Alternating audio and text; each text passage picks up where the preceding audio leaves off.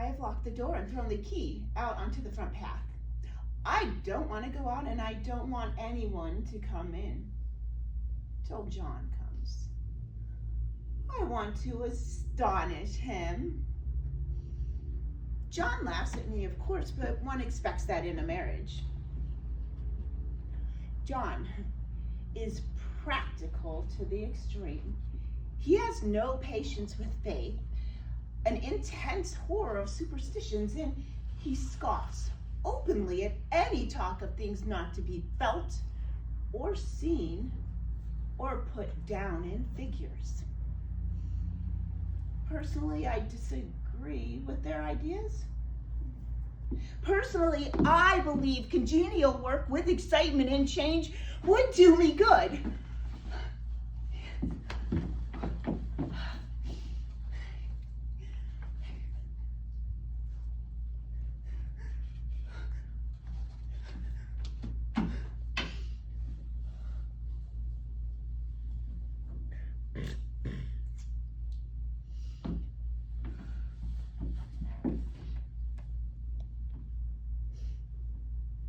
John does not know how much I really suffer. He knows there's no reason to suffer, and that satisfies him. Nobody would know what an effort it is for me to do as little as I am able to dress and entertain and order things. I suppose John has never been nervous in his life.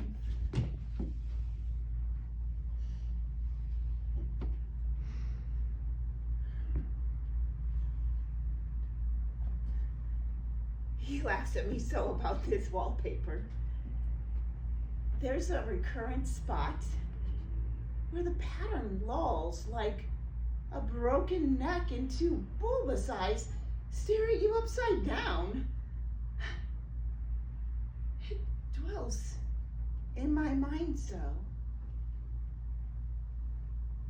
I follow that pattern about by the hour. It's as good as gymnastics, I assure you. I start there, in the corner, down there where it has never been touched, and I determine for the 1,000th time that I will follow that pointless pattern to some sort of a conclusion.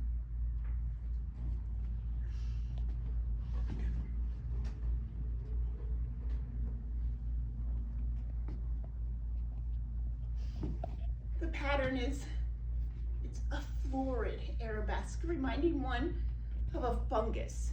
If you can imagine a toadstool in joint, an interminable string of toadstools just budding and sprouting in endless convolutions, right?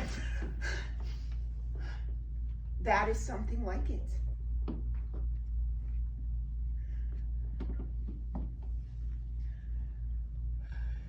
There are things in that pattern that nobody knows but me. Forever will. Behind the pattern, the dim shapes get clearer every day.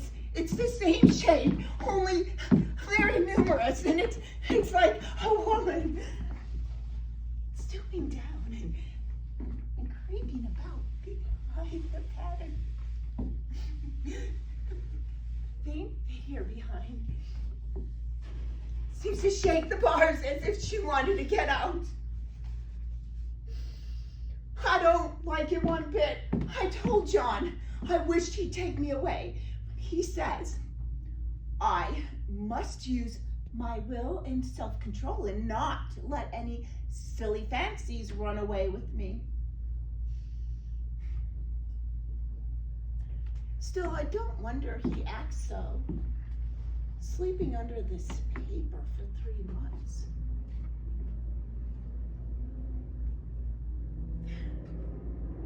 There is one marked peculiarity about this paper that nobody seems to notice but myself, and that's that it changes as the light changes in any kind of light, in twilight and lamplight and Worst of all, moonlight.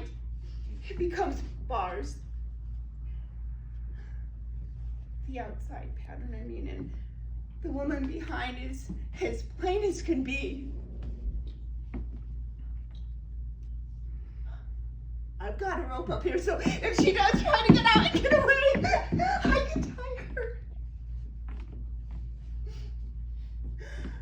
I've peeled off most of the paper that I can reach standing on the floor, and it sticks horribly, and the pattern just enjoys it all. Those strangled heads and bulbous eyes and waddling fungus growths just shriek with derision.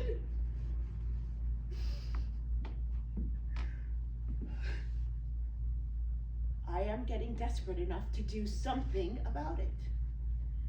To jump out the window would be admirable exercise. But I wouldn't do it, of course not. I know that a step like that would be improper. It might be misconstrued.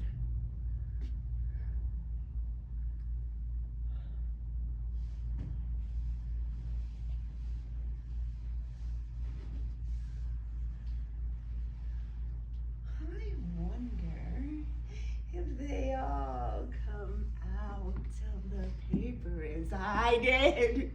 But I am securely fastened now by my well-hidden rope. You don't get me out on the road there. No, it's such a great pleasure to be able to creep around this room as I please.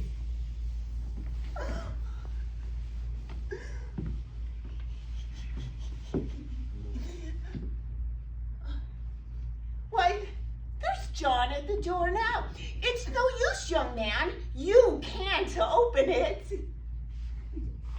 Now he does call him Pound, and now he's crying for an axe. No. John, dear, the key is down by the front steps under a plantain leaf. John, dear, the key is down by the front steps under a plantain leaf. John, dear, the key is down by the front steps under a plantain leaf. John, dear, the key is down by the front steps under a plantain